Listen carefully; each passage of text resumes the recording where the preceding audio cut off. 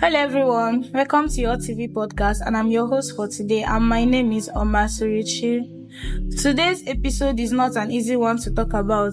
We are discussing a tragic event that has shaken Nigeria, the recent attack in Jos, Plateau State.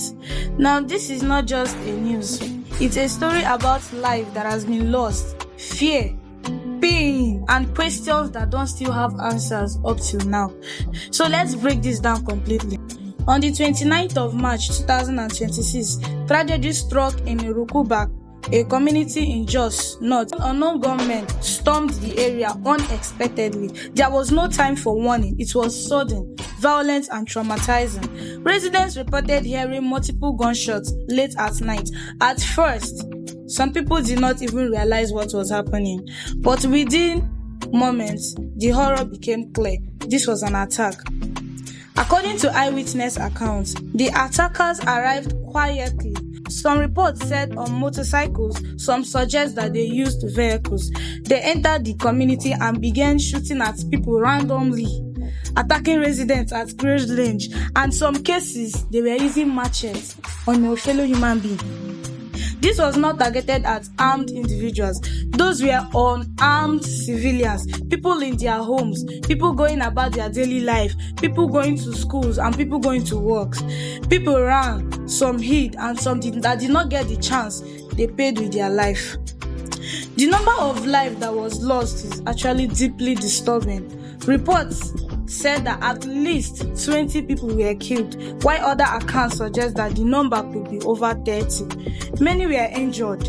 Among the victims were innocent men and women, families, and even a pregnant woman.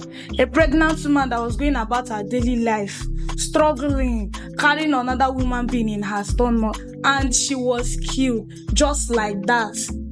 Ow. But beyond the numbers, there are stories that truly show the depth of this tragedy.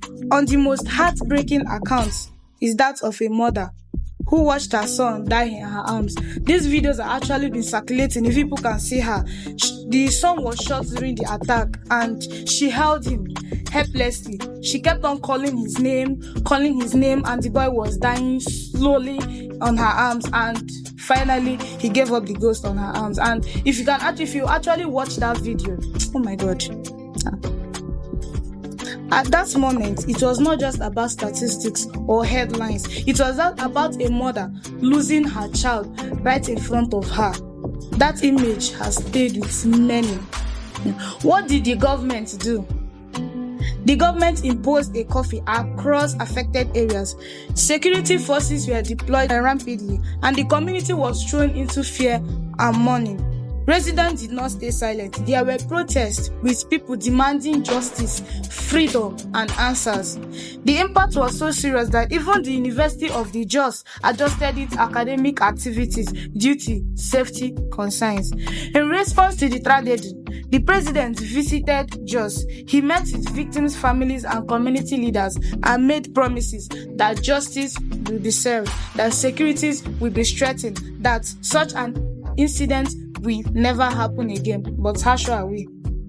But as with many situations like this, people are still asking questions like, will justice really be served?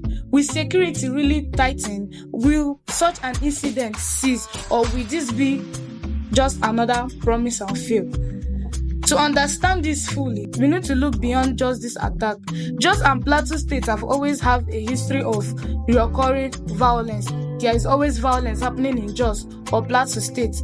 These conflicts have always linked to either land disputes, farmers and herdsmen, ethnic and religious division, or cycles of retaliation. But here is what makes this attack different and more alarming. This happened inside the city, not a remote village.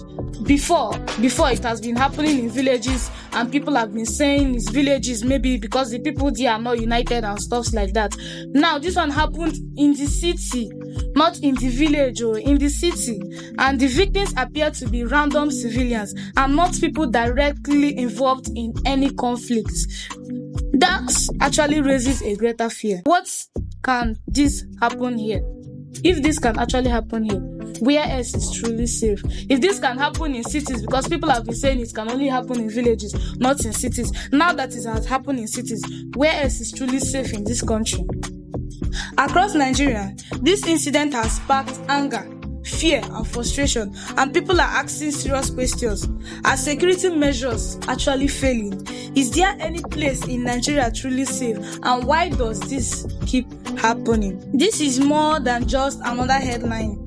This is a reminder of how fragile safety can be and how quickly normal life can turn into tragedy.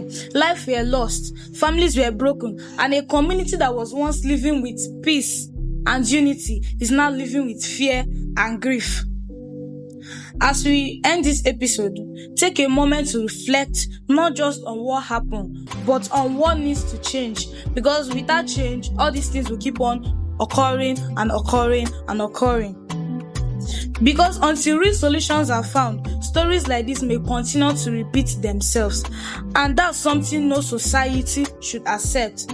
Rest in peace to those that lost their life. And I pray Nigeria never happens to any of us. Because if it happens, Well, thank you for listening. Don't forget to share, like, and follow. Thank you. See you on the next video. Bye.